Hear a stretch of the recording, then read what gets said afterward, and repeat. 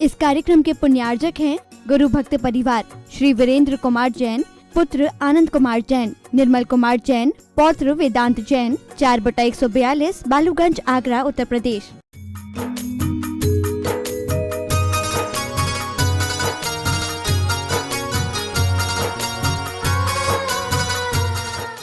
इतना विवेक रखो, जो विवेकी शावक हैं वे जीवों को कष्टकारक उपकरणों का क्रय विक्रय भी नहीं करते, व्यापार भी नहीं करते।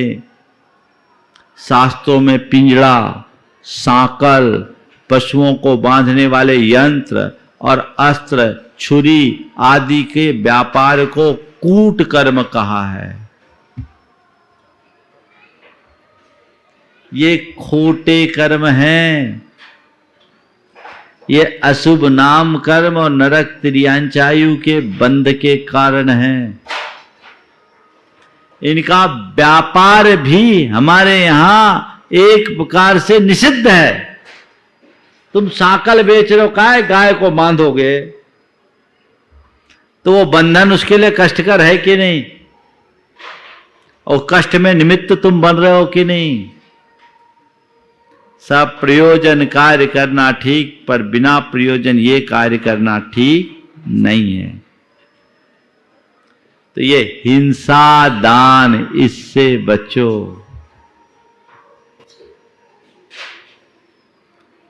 तीसरा है अपध्यान। अपध्यान का मतलब क्या है? दुर्ध्यान, खोटा चिंतन।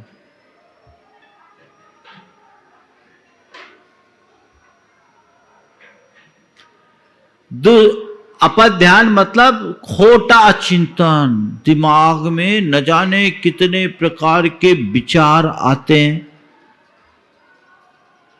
24 घंटे में कहा जाता है एक मनुष्य के मन में 60,000 विचार आते हैं। अब 60,000 विचारों में काम के विचार कितने और बिना काम के विचार कितने? महाराज काम के तो गिनती के आते हैं, और बिना काम के तो लाइन लगे। इस व्यर्थ के चिंतन से अपने आप को बचाने की कोशिश कीजिए। इसमें तुम्हारी आत्मा का हनन है, ये अनर्थ दंड है। ये समझ अंतरंग में होनी चाहिए। ये जीत जाए, वो हार जाए, इसका भला हो जाए, उसका बुरा हो जाए, उसका ये हो जाए, उसका वो हो जाए, बहुत बुरी चीज। देखिए हमारे शास्त्रों में कितनी बड़ी बात की, और व्यर्थ की चिंताओं से बचने का को कितना महत्व दिया गया। लिखा है उत्तमा स्वात्म चिंता सा देह चिंता च मध्यमा, अधमा काम चिंता स्यात्, पर चिंतास्तु धमा धमा। 4 श्रेणी के मनुष्य हैं। उत्तमा स्वात्म चिंता स्यात्, सबसे उत्तम मनुष्य वो हैं जो अपनी आत्मा का चिंतन करते हैं। देह चिंता च मध्यमा, जो शरीर का चिंतन करते हैं वो थोड़े मध्यम है।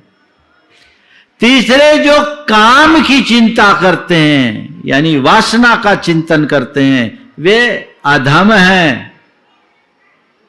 लेकिन पर चिंतास्तु धमा धमा, लेकिन जो पर की चिंता में लगे हैं वो अधम में भी अधम हैं। क्योंकि आत्मा के चिंता में आत्मा का सुख मिलता है। शरीर की चिंता से हम अपने आत्महित को साध सकते हैं। काम की चिंता करने वाले को भी तत्काल कुछ सुख मिलेगा, लेकिन पर की चिंता में तो केवल पाप का बंध होगा और कुछ नहीं होगा। इसलिए वो अधमाधम है। क्या मतलब है फुकट में किसी की बातें करने का? क्या मतलब है किसी के व्यक्तिगत जीवन में झांकने का क्या प्रयोजन है किसी के बारे में जरूरत से अनावश्यक उत्सुकता रखने का? क्या है? मंदिर में जो आप लोगों की वार्ताएं होती हैं वो विशुद्ध धर्म ध्यान होता है क्या? क्या चलता है बोलो, क्या चलता है? उसकी बहू ने ऐसा कर लिया, उसके बेटे ने ऐसा कर लिया, उसकी सास ने ऐसा कर लिया, उसके ससुर ने ऐसा कर लिया, उसके भाई ने ऐसा कर लिया, उसकी ननद ने ऐसा कर लिया, उसकी देवरानी ने ऐसा कर लिया, उसकी जेठानी ने ऐसा कर लिया, उसकी भौजाई ने ऐसा कर लिया, उसके बेटे ने ऐसा कर लिया, उसकी बेटी ने ऐसा कर लिया, उसके नाती ने ऐसा कर लिया, उसके पोते ने ऐसा कर लिया। तुम्हारा क्या किया? तुम्हारा क्या किया? उसने जो कुछ किया सो किया, तुमने तो अपना बंटाधार कर लिया। अगर तुम्हारे आंखों के सामने तुम्हारे जीवन का अर्थ होगा तो ये अनर्थ कभी हो ही नहीं सकता। लगाम लगना चाहिए भैया। हमें क्या मतलब, हमें क्या प्रयोजन, हम क्यों अनावश्यक रूप से किसी के निजी बातों में रुचि लें, उनके निजी जीवन में प्रवेश करें? उनकी वे जाने, मेरा मैं। बच सकते आप? ये अपद ध्यान, और उन दिनों तो अपद ध्यान और ज्यादा होता है जब चुनाव चलता रहता है या क्रिकेट का मैच चलता रहता है, होता है, या कोई नई फिल्म रिलीज होने वाली होती है, होता है। आप लोग उसकी चर्चाओं में इतने मशगूल हो जाते हैं, इतने लवलीन हो जाते हैं कि आपका घंटों बर्बाद हो जाता है। समय की बर्बादी बहुत बड़ा अनर्थ है, इससे बचिए। चुनावी शुरुआत हुई नहीं, हलचल शुरू हुई नहीं, किसको कहां से टिकट मिलेगी, किसको क्या मिलेगा, फिर टिकट मिलेगी कि नहीं मिलेगी, फिर ये जीत पाएगा कि नहीं जीत पाएगा, इसको जिताना, इसको हराना। अरे भैया तेरे को क्या लेना देना? हमारे यहां तो कहते को नृप होए हमें कहानी। अब महाराज जी हम लोकतंत्र में हैं, तो लोकतंत्र में तो थोड़ा बहुत विचार तो करना चाहिए। हमने कहा चलो ठीक है, इसको भी मैं एक अर्थ में कुछ प्रयोजनवान मानता हूं कि देश में किसकी सरकार बने, ये सोच लो। अब चलो देश में किसकी भी सरकार बने, तुम्हारी कितनी भूमिका उस सरकार को बनाने में? तुम्हारा एक वोट, या तो तुम वोटर बनो या सपोर्टर। तो तुमने अपना वोट डाला, तुम जितने के सपोर्टर बन सकते हो उसका सपोर्ट भी कर दो, चलो वहां तक सीमित रखो, लेकिन तुम पूरे 540 सीट का ठेका क्यों लिए बैठे हो? उससे क्या प्रयोजन? हाँ, जिससे तुम्हारा लेना नहीं, देना नहीं, तुक नहीं, तान नहीं, प्रयोजन नहीं, फिर भी गान क्यों छेड़ते हो? है ना, ये व्यर्थ है, व्यर्थ नहीं अनर्थ है। क्यों अनर्थ है? क्योंकि ये चिंतन हमारे चित्त को उद्वेलित करता है, पाप के संचय का निमित्त बनता है और हमारे समय की बर्बादी करता है। इसलिए इससे बचे, ये है अपद ध्यान। चौथा है दुष्श्रुति। दुष्श्रुति मतलब खोटी चीजें सुनना,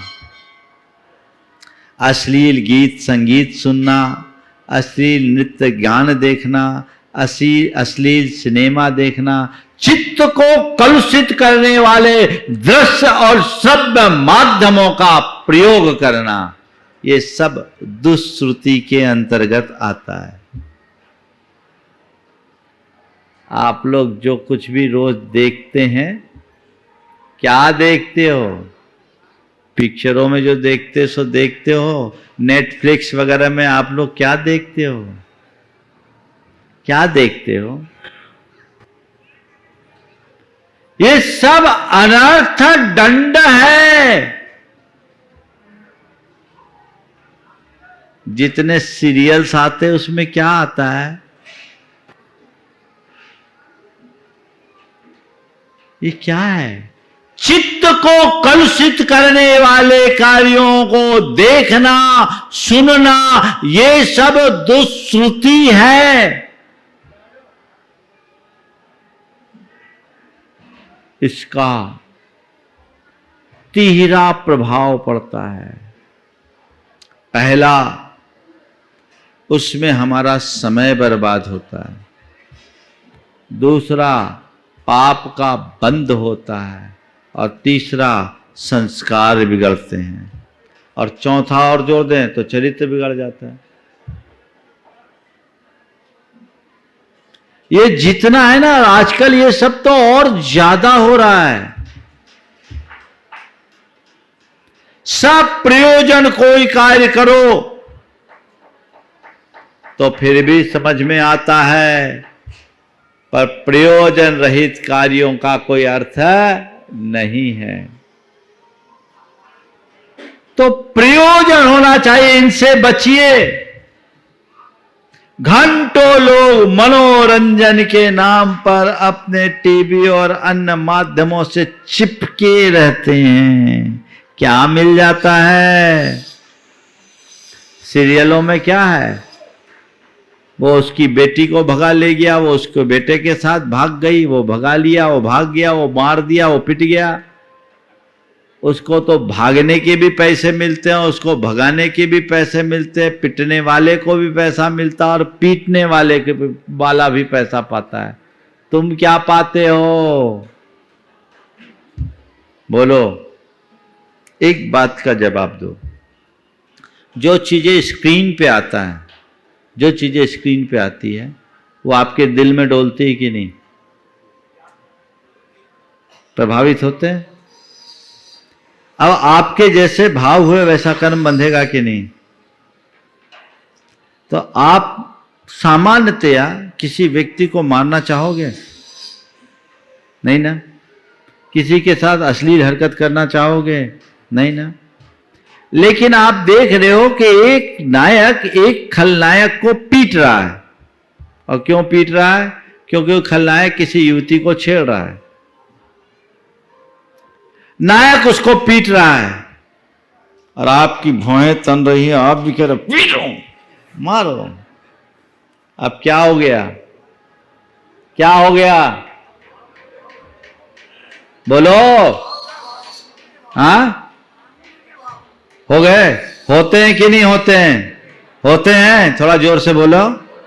होते हैं। तो क्या करना? कसम खाएं ऐसा ही करने की। आज से नियम ले लो कि महाराज आज से सब इन सब चीजों को विराम। क्या हो गया? कितने लोग हैं जो हाथ उठाएंगे कि हम ऐसे चीजों को नहीं देखेंगे? देखें, देख लो, गिनती के हैं। एक सज्जन ने कहा, महाराज जी थोड़ा कक्का जी को समझाओ। बहुत पुरानी बात है, 30 बरस पहले की। बोले महाराज जी थोड़ा कक्का जी को समझाओ। मैंने पूछा क्या? बोले महाराज ऐसे तो पिक्चर नहीं जाते, पर जब से घर में टीवी आ गई तो छोड़ते नहीं है। और महाराज एक ही टीवी है, हम बेटा बहू उनके साथ देखने में संकोच करते। अब क्या करें? लालसा नियंत्रित होनी चाहिए। जिनसे हमारा चित्त कलुषित होता है, उन दृश्य और सब माध्यमों के प्रयोग से बचिए, क्योंकि यह अनर्थ दंड है। और आखिरी है प्रमादचर्या। बिना मतलब घूमना फिरना, बिना मतलब पानी बहाना, बिना मतलब पंखा चलाना, बिना मतलब अग्नि जलाना, बिना मतलब वनस्पतियों को तोड़ना, बिना मतलब 2 आदमी की जरूरत है, 2 आदमी के लिए सब्जी बनानी है, तुमने 20 आदमी की बना ली। आधा किलो लौकी की जरूरत है, तुम 5 किलो उठा के ले आ गए। 4 पत्ती की जरूरत है, तुम 40 तोड़ आए। ये सब अनर्थ दंड है। जितना प्रयोजन उतना ही काम करो। और तुम लोग खाना खाने बैठते हो ना, जो जूठा छोड़ते हो, ये भी अनर्थ दंड है। मुझसे एक बार एक बच्ची ने पूछा, महाराज जी जो जूठा छोड़ देते हैं उनको कौन सा पाप लगता है? हमने कहा जो जानबूझकर थाली में जूठा छोड़ता है वो 7 जन्म तक जूठा खाने वाला बनता है। तुम जूठा छोड़ोगे तो अनर्थ करोगे, अंतराय का बंद होगा, तुम्हें कल जूठा खाने को मजबूर होना पड़ेगा। बचिए, ये सब के सब अनर्थ दंड है, प्रयोजनहीन है, इनसे बचना चाहिए। तब कहीं जाकर परमार्थ सधेगा, परमार्थ हमारा ध्येय हो, अर्थ की पहचान हो, तो हम व्यर्थ नहीं जाने देंगे और अनर्थ से बचेंगे। यही आज के अनर्थ दंड व्रत का सार है। यहीं पर विराम। बोलिए परम पूज आचार्य गुरुवर श्री विद्यासागर जी महाराज की जय। बोलो देवादिदेव 1008 श्री भगवान महावीर स्वामी की जय जय जय। अहिंसा परमो धर्म की जय जय जय। परम पूज आचार्य गुरुवर श्री विद्यासागर जी महाराज की जय जय जय। परम पूज प्रमाणिक संत महामना मुनिराज प्रमासागर जी महाराज की। धर्म का फल हमें तभी मिलता है जब वो आचरण में जुड़ता है। जब तक हमारा धर्माचरण नहीं हो तब तक जीवन का उद्धार नहीं। व्रत, सम्य, संयम धर्माचरण के वो प्रधान अंग है जिसके माध्यम से हम अपने जीवन का पथ प्रशस्त कर सकते हैं। विगत दिनों से इसी आशय की बात आप सबके मध्य लगातार चल रही है। मोक्ष मार्ग सम्यक दर्शन, सम्यक ज्ञान और सम्यक चारित्र का नाम है। हमने सम्यक दर्शन, सम्यक ज्ञान के बाद सम्यक चारित्र के क्रम में चर्चा में कहा था कि 2 प्रकार का चारित्र है, एक श्रावकाचार और दूसरा श्रमणाचार। 5 अनुव्रत, 3 गुणव्रत, 4 शिक्षा व्रतों की चर्चा हुई। और अब उसके बाद संयमाचरण आचार्य कुंद की दृष्टि में क्या है और संयमाचरण पालन करने वाले संयत जनों का जीवन कैसा होता है, आज से उस संदर्भ में चर्चा होगी। और उसमें मार्गदर्शन देते हुए आचार्य कुंद कहते हैं, पंचेन्द्रिय संवरणम पंचवया पंचविंश क्रियासो पंचसमदेतय गुत्तो संयम चरणम निरायारम। 5 इंद्रियों को जीतना, पंचेन्द्रिय संवरणम 5 इंद्रियों का निरोध करना, 5 पंचवया 5 महाव्रतों का पालन करना, पंचविंश क्रियासु 25 क्रियाएं जो 5 महाव्रतों की रक्षा के लिए भाए जाने वाली भावना, पंच समिदो 5 समितियों से युक्त होना, और तय गुप्तो 3 गुप्तियों से जो युक्त होते हैं उनका संयमाचरण होता है, जो निरागार साधुओं में होता है। अभी तक हमने श्रावकाचार्य की बात अब श्रमणाचार मुनि आचार्य की कर रहे। मुनि आचार्य को हमने 2 अर्थ में समझना।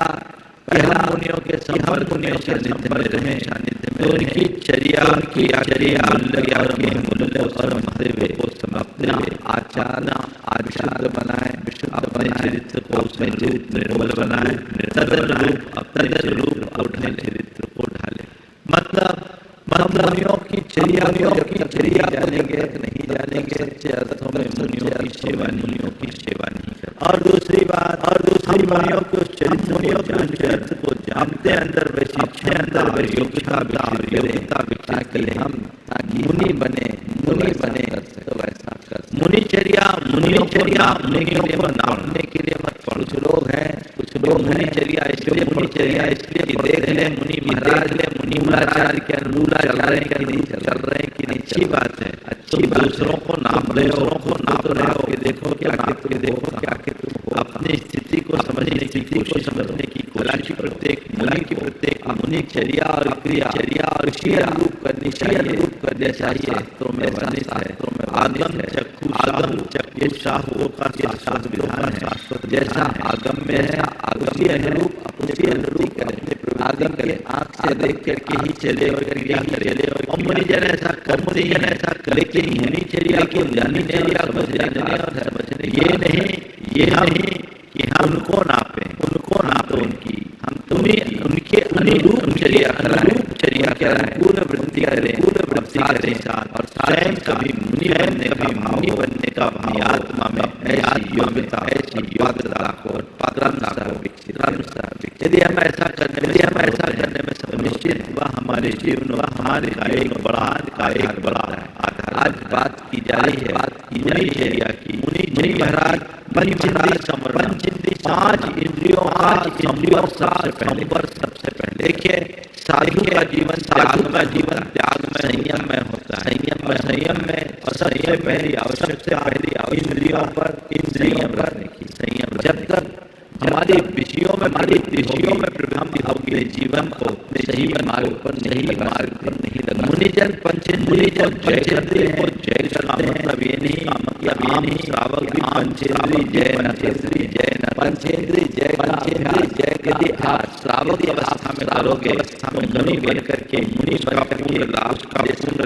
इसलिए सबसे पहली पंचेंद्रिय संबंधी पांचों इंद्रिय और उनके विषय हमें सच्चे अर्थों में देखा जाए तो विषयों की लोलुपता ही हमारी अशांति का शांति क्योंकि जिस मनुष्य के हृदय में अधिक विषय लोलुपता उसके अंदर उतनी होती है उसके अंदर जितनी आसक्ति होती है उसके हृदय में उतनी आकुलता होती है और जितनी आकुलता होती है उससे उतना दुख होता है।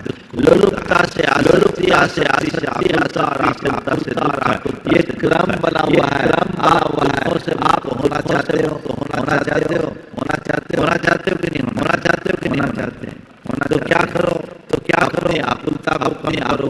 आकुलता को घटाना चाहते तो आशा करो को नियंत्रित करो आशा को कम आशा चाहते हैं तो क्या करते हैं लोलुपता से मुक्त हो जाओ मौन होगा जिसके हृदय में लगाव नहीं हो। ये सब चीजें एक दूसरे के साथ इंद्रिय विषयों के भटकाव का कारण है और इंद्रिय विषयों का नियंत्रण ठहराव क्या चाहते हो भटकाव या ठहराव या विषय हमें पांचों इंद्रिय है और जो विषय है और इनके विषय नियंत्रित करे।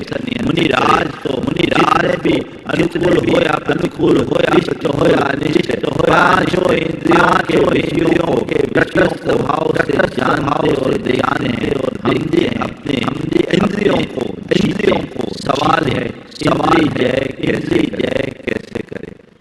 इंद्रिय जय साधु के मार्ग में चलते हुए पांचों इंद्रियों का पंचेंद्रिय जय उनका एक हमने सुन लिया साधु जय करते साधु जन्मी कैसे साधु तो पंचेंद्रिय के पूरी तरह से विरोध पर जो सज्जन है वह भी इंद्रियों पर अंकुश रखता है। तुम साधु बनो या ना बनो सज्जन हो।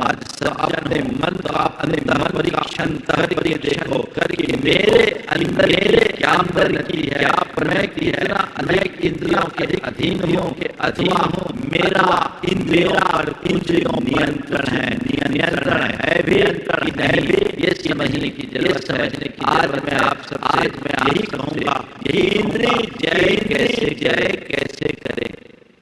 इंद्रिय जय कैसे करे। चार बातें करो निषेध नियंत्रण शुद्धि और सिद्धि। चार बातें निषेध नियंत्रण शुद्धि और सिद्धि। हर व्यक्ति की ये मन कोई भी मनोनुकूल चीजें सामने मन उधर भागता है, मन उधर भागता है। कोई सुंदर रूप दिखा, मन आकृष्ट, कोई सुंदर गीत सुना, मन उधर, कोई अच्छी गंध आई, मन उधर, कोई अच्छा स्पर्श आया, मन उधर भाग गया, अच्छी चीज का अच्छी स्वाद लगा, मन उसमें पांचों इंद्रियों के विषयों के वृत्तियों के जो मनो के अनुकूल होते हैं, भागता है, तो विवेक जाता है। जहाँ विवेक जागृत वहाँ मन पर नियंत्रण हो जाता है, हम जरूरता को हम ढूंढ लेते हैं, लेकिन जहाँ विवेक हो जाता है वहाँ इंसान अपना खो देता है। जहाँ विवेक वहाँ होता है, वहाँ मन खो देता है। इसलिए आप पांचों इंद्रियों के विषयों के मैं नियंत्रण दूं, इंद्रियों का निरोध जय प्राप्त करो। सबसे पहले निषेध कब होगा? जब आपके अंदर में विवेक ज्ञान से इंद्रियों पर जय होता है, और वैराग्य के बल पर सबसे पहले ज्ञान होना चाहिए। जय के संदर्भ में आ जाते हैं जो इंद्रिये जिनिता नान सहारिया मन दिया तम खलु जिदियम मनंति तम खलु लोया जो इंद्रियों को ज्ञान आत्मा को जानता है वही साधु जितेंद्रिय होता है। इंद्रिय को जीतना है तो सबसे पहली बात स्वरूप का स्मरण। क्या कहा? स्वरूप बोध। आप अपने जीवन के अनुभव से इस बात को समझ सकते हैं। मन में अनेक ख्याल और विचार आते हैं। बहुत सारे व्यक्तियों पर या इंद्रियों पर आकृष्ट होता है, मन करता है, लेकिन आप उधर नहीं जा। क्यों? उस समय आपको एक ख्याल आता है, ये कार्य मेरे लायक नहीं है ना? ये कार्य मेरे लायक नहीं। एक व्यक्ति जो कभी स्मोक करता हूँ, लेकिन स्मोक करने वाला व्यक्ति अभी माँ बाप के सामने कभी स्मोक नहीं किया, माँ बाप का याद रखा, तो क्या करेगा? तो माँ बाप के सामने वो स्मोक नहीं करेगा। क्यों? उसने अपने मन में बना रखा है ये स्मोकिंग ये सामने करने लायक नहीं। कोई भी बड़ा पाप है, कार्य के लिए विवेक की जागृत नहीं कर। आपसे कहता हूँ, आपसे कोई बड़ा अपराध करने के लिए कर लोगे क्या? क्यों? ये कार्य मेरे लायक नहीं। तो जैसे अपराध को हम स्वरूप करने से एक नादान बच्चा हिस्सा कोई बुराई नहीं है, कोई उकसावे में आकर अपराध भी कर दे। समझदार व्यक्ति असलियत का पता है, वो कभी ऐसा करना चाहेगा क्या? कतई नहीं। वो कर ही नहीं सकेगा। अपने स्वरूप को किसी प्रकार जो कार्य मेरे कार्य योग्य है वो कार्य मैं नहीं करूँगा। वचन कर मुझे मालूम हो मुझे से मैं मुनि हूँ, हर पल हूँ, मुझे इस बात का श्रमण हूँ। तो मुझे मेरा ये मुझे सामान्य अयोग्य कार्य करने से बचाता है। यह प्रकार पता रहेगा आत्मा शुद्ध विकारों की तरफ कभी नहीं जाएगा। इंद्रिय जय को चाहते हो ना अपने भूमिका के अनुरूप को ध्यान रखो। आत्मा में लीन रहने वाले मुनि हर पल ये आवाज मैं मुनि हूँ। सो हम इंद्रियातीत विषयातीत विकारातीत उधर में से जाना ही नहीं। आप भी आप अपनी भूमिका के अनुरूप मैं एक सदगृहस्थ, मैं एक अच्छी छवि वाला इंसान हूँ। मेरी अपनी जवाबदारियां हैं, मेरे अपने पारिवारिक पहचान है, मुझे उसे खंडित नहीं करना। ये विवेक जहाँ होता है, सब बातों में सब निषेधाज्ञा लगा आपके स्वरूप के विरुद्ध होती है। निषेधाज्ञा ये कार्य मैं नहीं कर सकता, चाहे वो कितनी प्रासंगिक हो, चाहे उसके प्रेशर हो। निषेध ये कार्य मैं नहीं कर सकता। आपने जीवन में कुछ निषेधाज्ञाएं लगा रखी है या नहीं? बोलो लगाई है कुछ बातों में लगा, क्या लगाई है? दिमाग का हमने अपने बचपन में ही परित्याग कर दिया। ये मेरे जीवन है। अब मुझे कोई कितना भी कोई सद भी देता है। कई बार ऐसे लोग बोलते भी हैं, लोग बैठना पड़ता है, लोग बाजू में बैठ कर लेते हैं, पर मन भी नहीं जाता। क्यों नहीं जाता? निषेध है। हमने अपने माइंड में बात खोल कर रखी कि नहीं, ये कार्य मुझे नहीं करना है। तो ये निषेधाज्ञा बढ़नी चाहिए। जिन बातों का आपने निषेध कर दिया, उसके अलावा अन्य बातें भी तो है। पांचों इंद्रियों के संबंध में निषेध हम अपने जीवन में इंद्रिय के विषय होकर कोई मर्यादा नहीं करेंगे। ये निषेधाज्ञा होनी चाहिए कि नहीं? फिर कैसा भी प्रसंग हो, कैसी भी परिस्थिति हो, हमारा मन कभी नहीं भागेगा। शील संयम सदाचार का पालन केवल संयम से होता है। और संयम मन में निषेध है। जिसने इस निषेधाज्ञा को संभाल लिया, निर्धारित कर लिया, बदल लिया, बाकी सब बाकी है। कई बार ऐसा लोग होते हैं आकर के कई लोग प्रायश्चित करते हैं। हमारा सही भावनाओं में ये गलती कर ली। उसमें क्रिया भी होती है, अनाचार भी होता है। ये सब दायी है। मर्यादाएं उत्पादक है और आपको बनाने वाले हैं। इनसे अपने आप को बचाना है। पहला काम निषेध। ये कार्य मुझे नहीं करना। ठान लीजिए, एक लाइन खींच दीजिए। तो आज पांचों इंद्रियों के विषयों के एक सीमा रेखा खींच दीजिए। अगर आपने वो सीमा रेखा खींची तो आपकी सुरक्षा हो गई। सीमा में सुरक्षा है। निषेध चाहिए।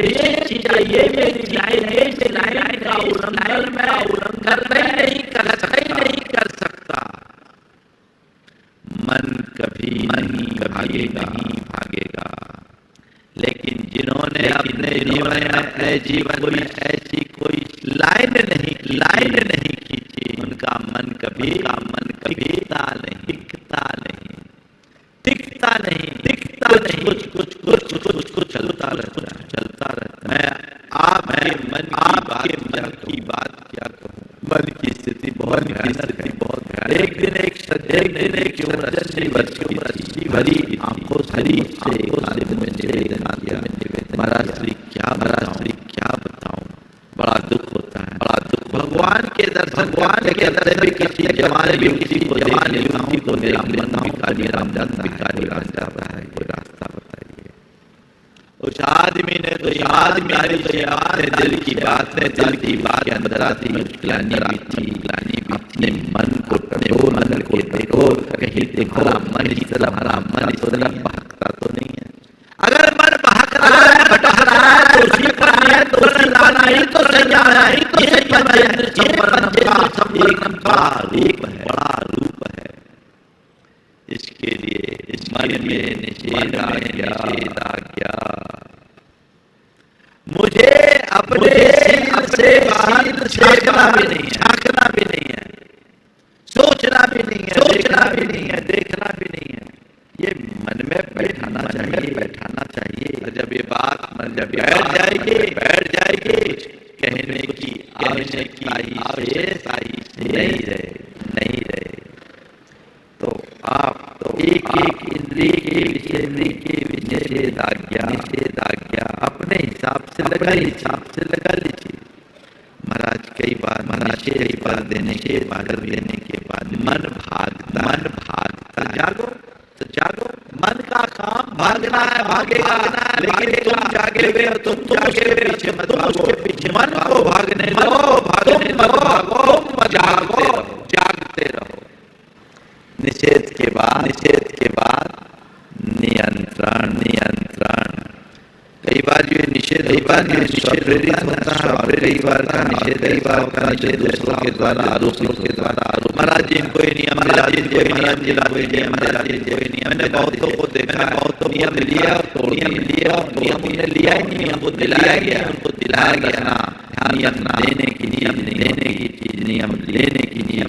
की नियम में बंधा जाता है, बांधा नहीं जाता। बंधन आरोपित होता है, जबकि नियम प्रेरित होना। जो नियम मैंने लिया है, निभाना है मुझे। मेरे द्वारा मेरी इच्छा के नियम है। मैंने अपने आत्मा के मैंने अपने जीवन की सलामती के लिए ये नियम लिया है। नियम पर दृढ़ रहना पर मेरी जिम्मेदारी है। तब मैं सपने में भी नहीं समझूंगा। ये समझ होनी चाहिए। ये समझ अंतर मन में हो। मन में भटकाव नहीं होगा। भी संस्कार यदि मन भटकता है तो नियंत्रण। अब नियंत्रण कैसे करें? इंद्रिय विषयों की ओर मन का तो स्वभाव ही है। अब भाग रहा है, अब हम नहीं चाहते, नहीं भी भाग रहा है, फिर भी भाग रहा है। तुम मत भागने दो, तुम मत भागो। तुम भाग गए तो भाग गए। कई बार लोग कहते हैं क्या करे, मन नहीं माना सो देवी, मन नहीं माना सो कर लिया। तो इसी मन की मानोगे तो तुम कहीं के नहीं रहोगे। ध्यान रखो, मन की मानना और मन को मनाना। चार शब्द हैं। मानना, मनाना, मोड़ना और तोड़ना। क्या? मानना, मनाना, मोड़ना और तोड़ना। मन की मानो, भागते रहो। मन तो मनमानी करता है, मन की मानते हैं वो कहीं के नहीं रहते। अभी तक का इतिहास यही बताता है कि सबने सदैव मन की मानी है।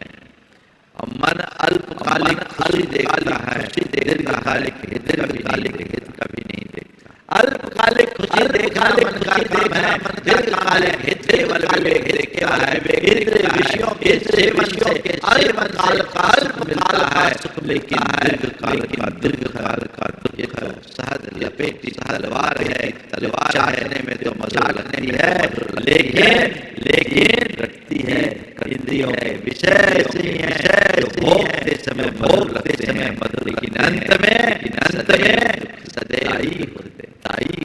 मन की मानोगे तो ही हाल। तो संत कहते हैं मन की मत मानो, उस पर नियंत्रण ला। कैसे? मन को मना के क्या करो? मन को मनाने के लिए क्या उपाय है? मन को मनाने के दो उपाय सम्यक दिशा दर्शन और प्रवाह परिवर्तन। मन को मनाना है उस समय आप अपने मन को मोटिवेट करें कि नहीं ये कार्य मेरे योग्य नहीं है, ये योग्य नहीं है, ये मेरी धरती, ये मेरे जीवन के हित में बाधक है, ऐसा कार्य में नहीं, मैंने इस कार्य का मैंने त्याग कर दिया, ये मेरे लिए योग्य नहीं है, इसका परिणाम भयंकर है, ये दुर्गतियों में ढकेलने वाला है, ये मेरे अंदर की मेरे अंदर बढ़ाने वाला है, इसमें कभी तसल्ली नहीं होने वाली है, जैसे आज जाने से आज मिलती नहीं, अभी तो और बढ़ती जाती है, ऐसे इस तरह से तो शांति मिलती नहीं, अशांति और बढ़ती जाती है। इसमें राहत नहीं आफत है, इसमें राहत नहीं आफत है। मुझे आफत में नहीं फंसना, मुझे अपने मन को सही रास्ते पे लग तरीके का संबोधन मिलता है तो मन मानता है। मन को मोटिवेट करे, सेल्फ मोटिवेशन मनाइए, मन मान जाएगा। जैसे कोई आज्ञाकारी बच्चा होता है, कभी कभी किसी बात पर जिद कर लेता है और उसको कोई थोड़ा बहुत समझा दे तो वापस रास्ते पे आ जाता है, अपनी जिद छोड़ देता है। मन का स्वभाव भी जिद्दी है, लेकिन यदि आप मन को मना लेंगे, उसकी जिद करते रहेंगे तो मन भयानक रूप लेता रहता है। और मन को मनाने की दृष्टि आपकी जग गई तो आपका मन मुड़ सकता है, फिर कठिनाई नहीं। तो मानना, मनाना, मन को मनाओ। कैसे? सम्यक दिशा दर्शन के बल पर, ऑटो सजेशन के बल पर। चाहे आपके अंदर की कोई दुर्बलता हो, चाहे आपके मन का कोई विकार हो, विषय हो या कषाय हो, इन पर नियंत्रण लाने के लिए मन को संभालना सबसे ज्यादा जरूरी है।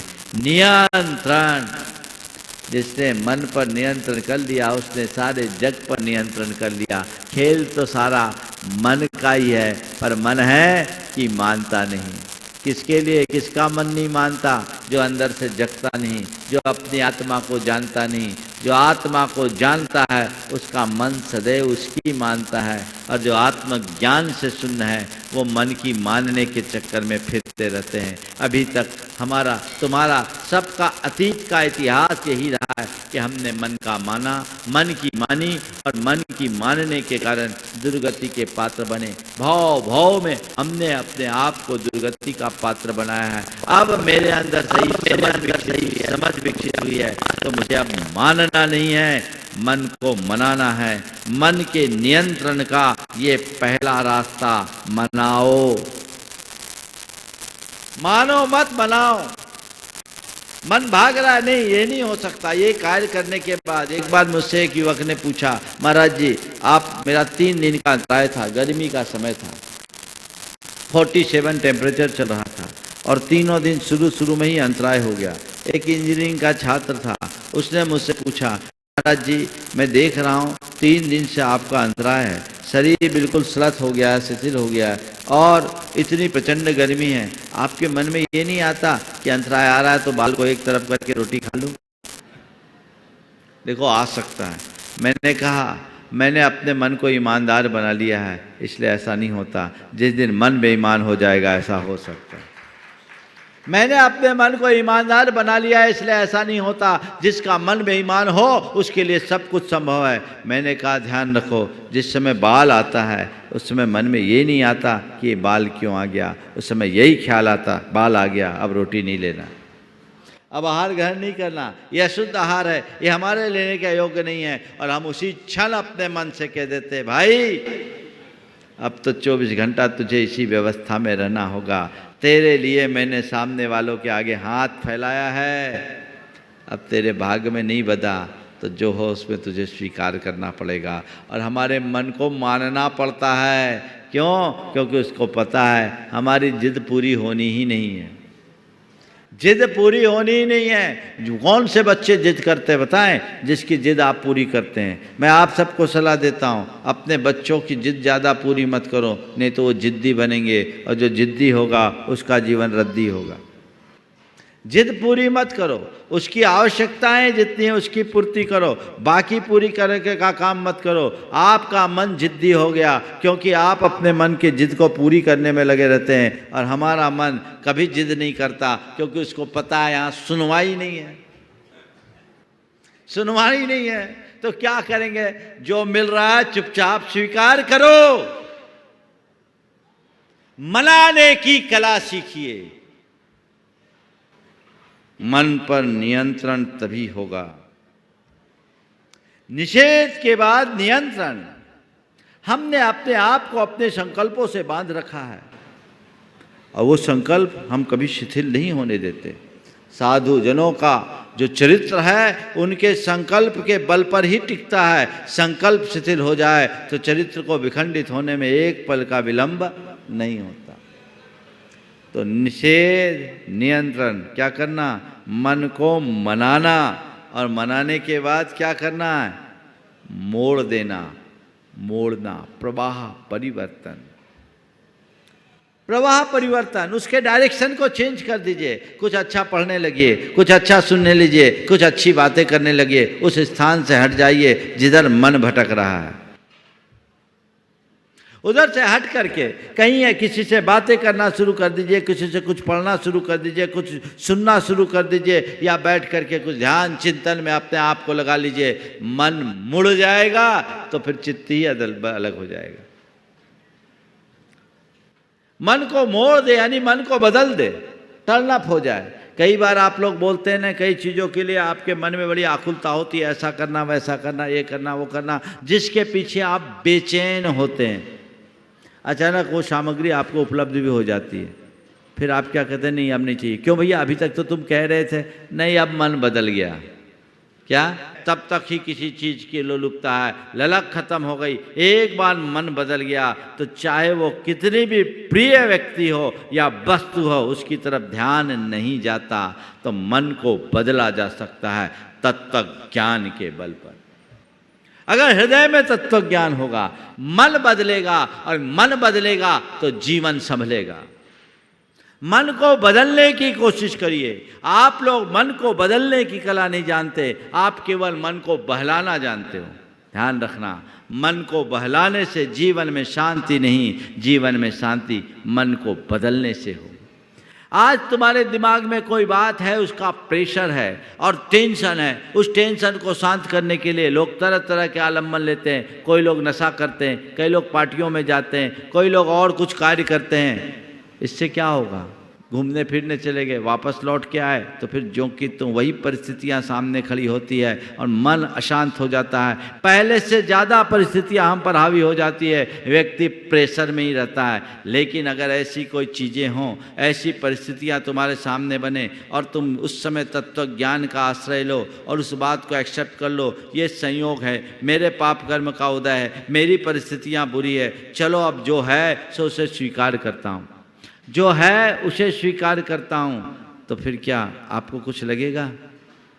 लगेगा क्या? नहीं भाई, मन बदल गया, मन बदल गया। मन बदल जाने पर व्यक्ति कष्ट में भी मस्त रहता है। जिसका मन बदलता है उसका जीवन संभलता है। मोड़िए, प्रवाह परिवर्तन कीजिए, मन को मोड़ना सीखिए। इंद्रिय जय के लिए बहुत जरूरत।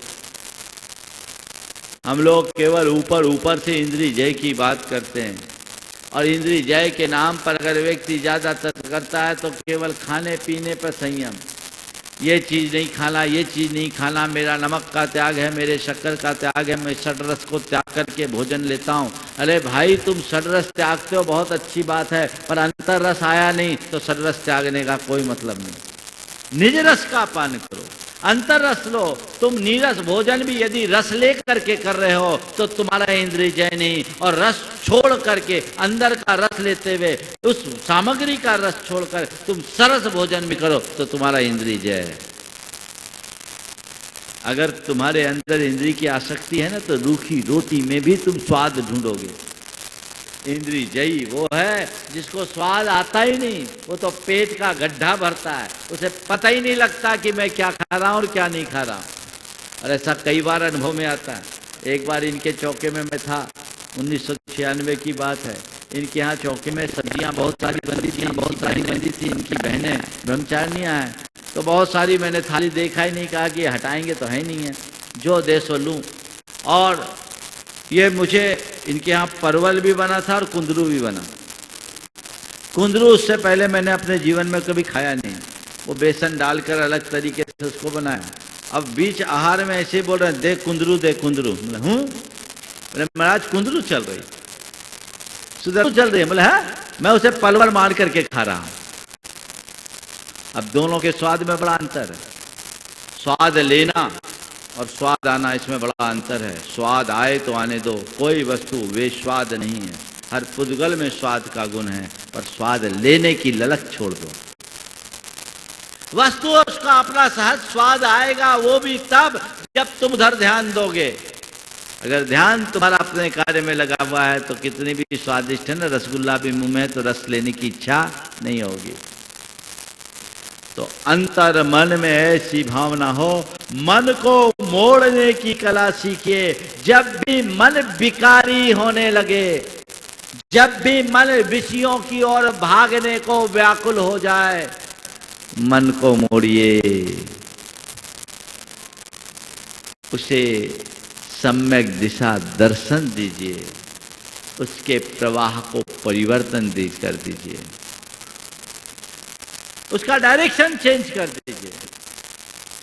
आपका मन शांत हो जाएगा, उद्वेग ठंडा हो जाएगा, आकुलताएं समाप्त हो जाएगी, इसी में नियंत्रण आएगा।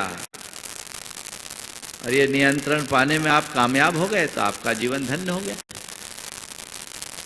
अभी मैंने कहा कि रस छोड़ने का नाम इंद्रिय जय नहीं है। इसका मतलब ये मत सोचना कि महाराज आज से रस त्याग बंद करते हैं। अभ्यास करो। मैं कह रहा हूं रस को त्यागो। रोज बिना नमक के भोजन नहीं कर पाते। आप थोड़ा सोचो, आप लोगों को बोलता हूं रोज नमक खाते हो आप, और थोड़ी सी नमक कम हो जाए भोजन में तो आपकी त्योरियां चढ़ जाती है। मुनियों को आप आहार देते हो, देखो मुनि महाराज रोज बिना नमक का लेते हैं, एक दिन हम थोड़ा कम नमक का नहीं चला सकते क्या? आके देखो, मन में क्षमता रखे। लेकिन आप लोग क्या करते हो, जिस दिन नमक छोड़ते हो उस दिन खीर बना लेते हो, सब्स्टिट्यूट ले आए। रस कहां छूटा? बात समझ में आ रही है? अंतर रस को पकड़ो, अंतर रस को पकड़ो, उसे जानो, उसे समझो, जिससे हमारा जीवन धन्य हो सके और हम अपने जीवन को बेहतर और सुंदर बना सके। ये पुरुषार्थ ही जीवन की सबसे बड़ी उपलब्धि है। और धर्म साधना संयम में है। जैसे मुनिजन संयम के राह पर चलते हैं, हम भी संयम के राह पर चले। वे पंचेंद्रिय जयी हैं तो हम भी कम से कम इंद्रिय लंपट बनने से बचें। पंचेंद्रिय जयी हो सको अच्छी बात है, लेकिन ऐसा नहीं कर सकते तो कम से कम इंद्रिय लंपट तो मत बनो। विषय लंपट व्यक्ति का जीवन स्तर बहुत हीन होता है, उससे बचे। और आजकल ऐसे लंपटों की लाइन बढ़ते जा रही है, लंबी हो रही है। उससे अपने आप को बचाना, अपनी लालसा को नियंत्रित करने में जब तक आप सफल नहीं होंगे, अपने जीवन का उत्कर्ष नहीं कर सकेंगे। तो निषेध, फिर नियंत्रण, ऐसा कर लोगे तो आपके अंतर मन में अपने आप शुद्धि हो जाएगी। होगी कि नहीं होगी? हाँ, शुद्धि होगी। धीरे धीरे धीरे धीरे विकार शांत होंगे और आप अपने आप पर विजय पाने में समर्थ हो जाएंगे। आप खुद महसूस करेंगे कि मैं अंदर से इतना सबल हो गया। ध्यान रखना, जिस व्यक्ति के अंतर मन में दुर्बलताएं जितनी हावी होती है उतना कमजोर होता है, और जो अपनी दुर्बलताओं को जितना जीत लेता है उतना सबल होता है। आप सबल बनना चाहते हैं या कमजोर? क्या? जोर से बोलो, बल लगाकर। सबल। काम क्या कर रहे हो? सबल हो तो बलवान बनो, अपना बल अपने विकारों को जीतने में लगाओ, दूसरों को नीचा दिखाने में क्यों लगाते हो? हर कोई दूसरों को चित्त करने की कोशिश में लगा है और खुद अपने विकारों के आगे चित्त पड़ा है। अरे भाई चेतो, पर को चित्त करने की जगह अपने आप को सावचित्त करो, सावधान करो, और तुम अगर सावचेत होगे, तुम्हारी दुर्बलताएं तुम पर हावी नहीं होगी, तुम्हारे जीवन का वास्तविक उत्कर्ष हो सकेगा और जीवन को आगे बढ़ाने में समर्थ हो सकोगे। तो वो दिशा और वो दृष्टि अंतर मन में होनी चाहिए, तो शुद्धि होगी। जब तक हमारा अंतर मन शुद्ध न हो, निर्मल न हो, तो हमारा धर्म साधन का कोई अर्थ नहीं। वही धर्म सार्थक है जो हमारे अंतस्करण को पवित्र करे। वो धर्माचरण व्यर्थ है जिससे अंतर मन में मलिनता हो। ध्यान रखना, मन की मलिनता धर्म की तेजस्विता को नष्ट कर देती है। मन की मलिनता धर्म की तेजस्विता को नष्ट कर देती है। अपने मन को मलिन होने से बचाओ। अपने जीवन में धर्म का प्रताप अगर प्रकट करना चाहते हो, धर्म का सच्चा लाभ लेना चाहते हो, तो इस तरफ ध्यान दो। इंद्रिय जय करो, शुद्धि होगी। एक बार गुरुदेव के पास, अमरकंटक की बात है, रामकृष्ण परमहंस मिशन के 40 सन्यासी आए। उन्होंने गुरुदेव के सामने ये सवाल किया, गुरुदेव इंद्रिय जय कैसे करें? अब गुरुदेव तो गुरुदेव है, उन्होंने बड़े सरल शब्दों में कहा, इंद्रिय जय करना है तो एक काम करो। बोले क्या? बोले इंद्रिय का काम इंद्रियों से करो। महाराज जी, हम लोग तो इंद्रिय का काम इंद्रिय से करते। बोले नहीं, इंद्रिय का काम इंद्रिय से नहीं करते। बोले कैसे? बोले आँख का काम क्या? बोले देखना। बोले आँख से देखते हो? बोले देखते हो। केवल देखते हो? बोले नहीं, ये अच्छा है, बुरा दिख जाता है। कान का काम क्या है? सुनना। बोले कान से क्या करते हो? बोले सुनते हो। बोले कोई सुनते हो क्या? नहीं, उसमें भी अच्छा बुरा जुड़ जाता है। आचार्य महाराज ने 5 इंद्रियों के बारे में बोला, इसका काम क्या, इसका काम क्या, इसका काम क्या? तो बोले ये बताओ, ये अच्छा और बुरा का विकल्प आँख करती है, कान करते हैं, नाक करते हैं, मुख करता, जिह्वा करती है, स्पर्श इंद्रिय करती है। ये अच्छा बुरे का विकल्प कौन करता है? बोला ये मन करता है। कौन करता है? मन करता है। तो गुरुदेव ने कुल इतना ही कहा, इंद्रियों के काम को केवल इंद्रियों से करो, उनके साथ मन को मत जुड़ने दो। मन जुड़ा खेल खराब, मन ही खेल बिगाड़ता है। तो मन को मत जुड़ने दो, मन को मन तक सीमित रखो, सारा रास्ता अपने आप प्रशस्त हो जाएगा। लेकिन आप लोग हैं जो सब काम में मन को घुसा देते हो, और जहाँ मन घुसता है वहाँ सारा मामला बिगड़ जाता है। तो मन घुसे नहीं, उसके लिए निषेध, उसके लिए नियंत्रण, तब होगी शुद्धि। और जब ऐसी होगी शुद्धि, तभी होगी जीवन की सिद्धि, साधना की सिद्धि। अपनी साधना को सिद्धि में बदलना चाहते हो तो ये उसका रास्ता है। जो इस रास्ते को अंगीकार करके चलता है, उसका जीवन निश्चयतः प्रशस्त हो जाता है, वो अपने जीवन को धन्य करता है। आज मुनि जनों के लिए जो चर्या बताई, पंच इंद्रिय संवरणम, पंच बया, पंचविंश क्रियासु, पंच समिदो तय गुत्तो संयम चरणम निरायारम, जो ये बात कही गई है, इंद्रियों का संवर बहुत जरूरी है। संयम इसके अभाव में कभी पल नहीं सकता। आचार्य कुंद ने हम सब के लिए जो मार्गदर्शन दिया है, काश हम उसे गहराई से समझे, अपने जीवन में उसे स्थापित करने की कोशिश करें, तो हम अपना जीवनोत्कर्ष निश्चित रूप से करने में समर्थ हो सकते हैं। समय आप सबका हो गया है, यहीं पर विराम। बोलिए परम पूज आचार्य गुरुवर श्री विद्यासागर जी महाराज जी। जय जय जय।